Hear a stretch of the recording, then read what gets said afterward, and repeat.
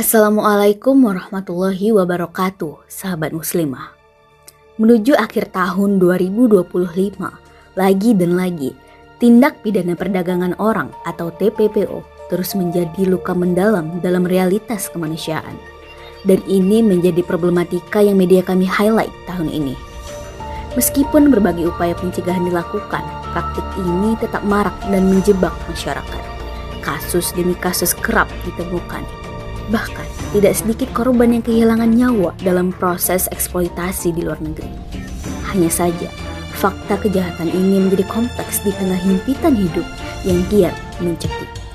Di Sumatera Utara, kasus TPPO bahkan mencuat kembali pada tahun 2025 dengan meninggalnya Nazwa Alia yang diduga menjadi korban dalam camp operator scamming online dan judi online di Kamboja.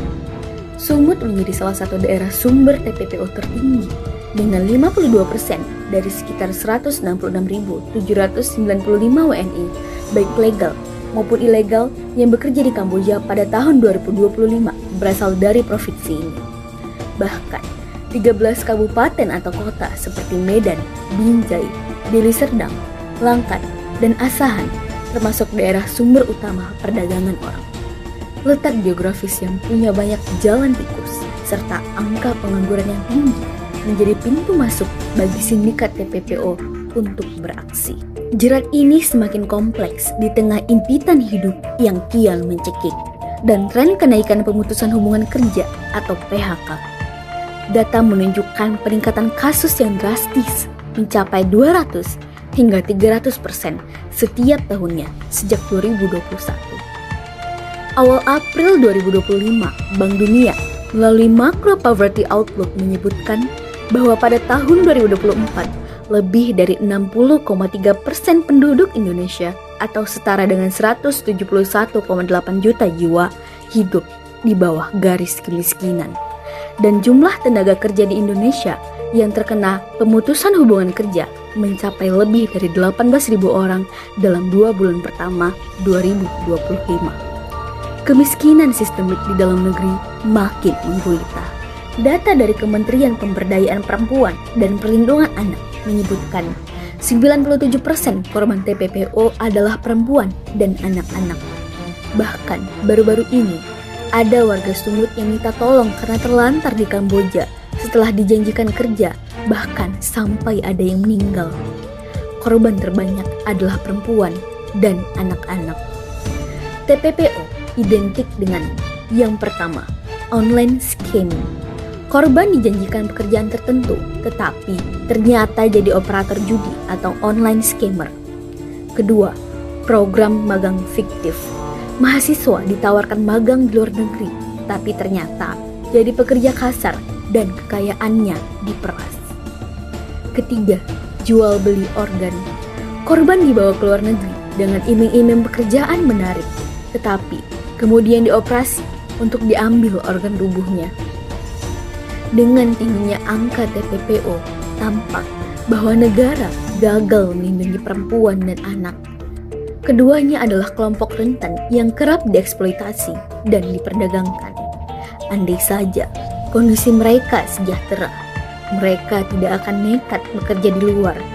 Mereka harus meninggalkan anak dan suaminya, melupakan fitrahnya sebagai perempuan yang seharusnya dilindungi dan dinafkahi. Mudahnya masyarakat terjebak dalam eksploitasi sindikat perdagangan orang bukan terjadi secara tiba-tiba. Ada rangkaian faktor yang membuat mereka sangat rentan. Faktor pertama adalah sempitnya kesempatan kerja di dalam negeri. Lapangan pekerjaan yang terbatas ditambah upah yang rendah membuat tawaran kerja ke luar negeri terasa jauh lebih menarik. Apalagi ketika iming-iming gaji yang diberikan sangat besar meski tanpa prosedur resmi. Penelusuran Pemprov Sumut menunjukkan bahwa mayoritas korban TPPO tergiur janji upah antara 1.000 hingga 1.200 dolar atau sekitar 14 juta hingga 17 juta per bulan. Dengan angka sebesar itu, banyak orang mudah terbujuk dan rela mengambil risiko apapun demi pundi-pundi yang dijanjikan. Faktor kedua muncul dari kondisi keluarga yang tidak harmonis. Ketidakharmonisan sering membuat seseorang lebih rapuh secara emosional dan lebih mudah percaya pada tawaran pekerjaan yang tampak menyelamatkan.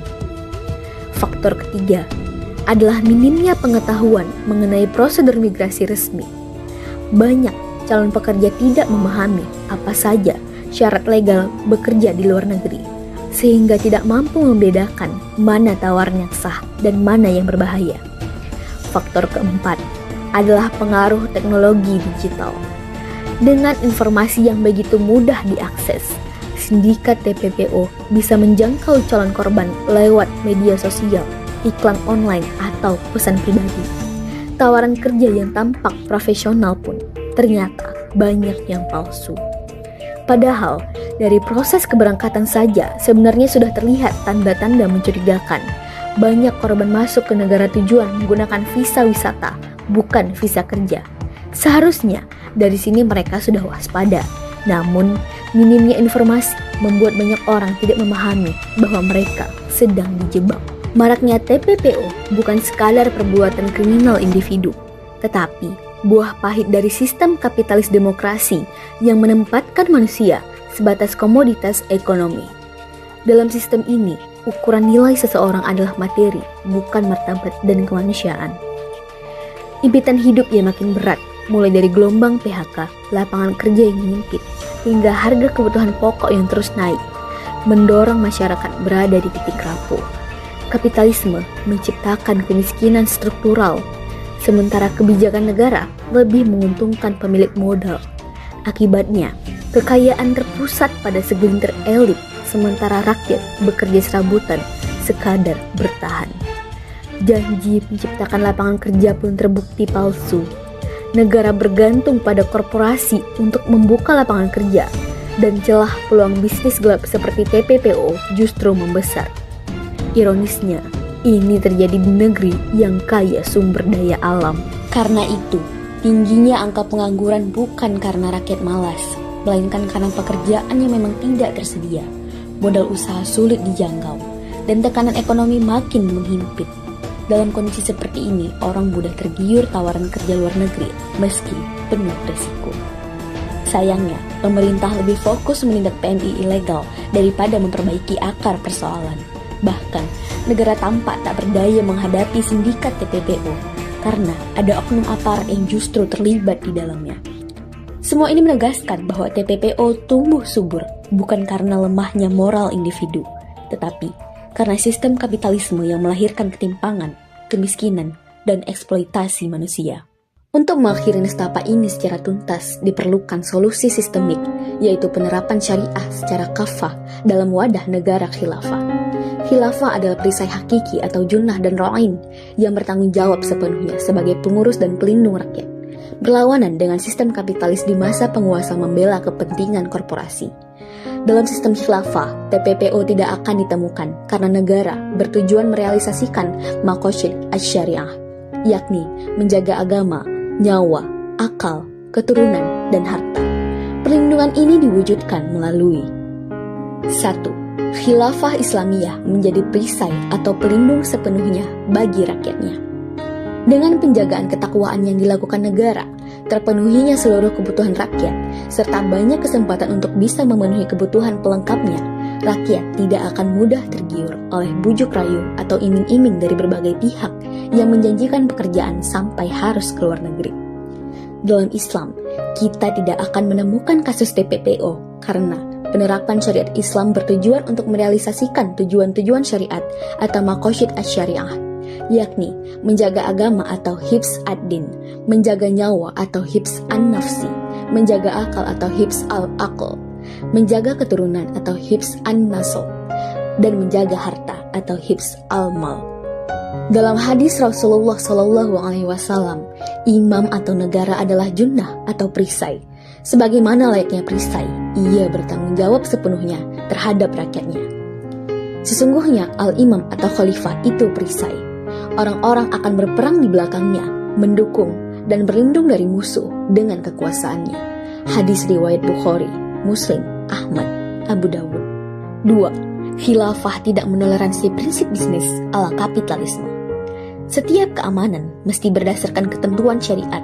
termasuk bisnis yang di dalamnya menyangkut penyalahgunaan teknologi, pelaku sindikat TPPO, dan pelaku kejahatan lainnya.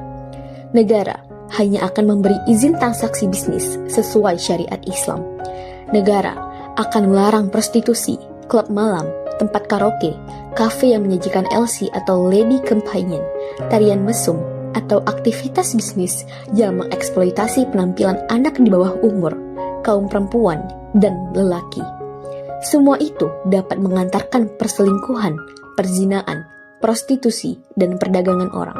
Ini karena pada dasarnya, sarana yang dapat mengantarkan pada yang haram adalah haram. 3. Khilafah menerapkan sanksi bagi pelaku kejahatan. Negara akan menjatuhkan sanksi keras dan tegas kepada sindikat atau pihak-pihak yang terlibat dalam jaringan perdagangan orang. Sanksi akan dijatuhkan sesuai keterlibatan dan kejahatan yang mereka lakukan. Siapapun yang terlibat akan mendapatkan sanksi atas setiap tindakan yang mereka lakukan, tanpa pandang bulu. Abdurrahman Al-Maliki dalam kitab Nizamul Uqubat menjelaskan, sanksi bagi orang yang membawa atau melarikan orang lain dengan tipu muslihat atau dengan paksaan dan tidak mengembalikannya selama 3 hari akan dikenakan sanksi penjara 5 tahun.